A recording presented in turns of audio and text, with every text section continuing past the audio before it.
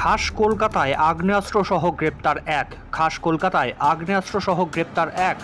মালদার কালিয়াচক থেকে শিয়ালদহ স্টেশনে এসেছিল এই ধৃত। সোমবার অর্থাৎ আজ সকাল যখন সাধারণ মানুষের ঠাসাঠাসি ভিড়, ঠিক সেই সময় শিয়ালদহ স্টেশন চত্বরে এসটিএফের হাতে আগ্নেয়াস্ত্রসহ হাতে নাতে ধরা পড়ে এক ব্যক্তি।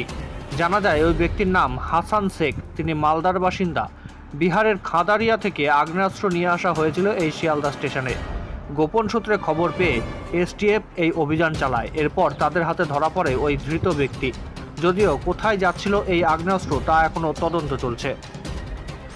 আরেকবার জানাই, খাস কলকাতায় আগ্নেয়াস্ত্র সহ গ্রেপ্তার এক। মালদার কালিয়াচক থেকে শিয়ালদহ স্টেশনে এসেছিল এই ধৃত।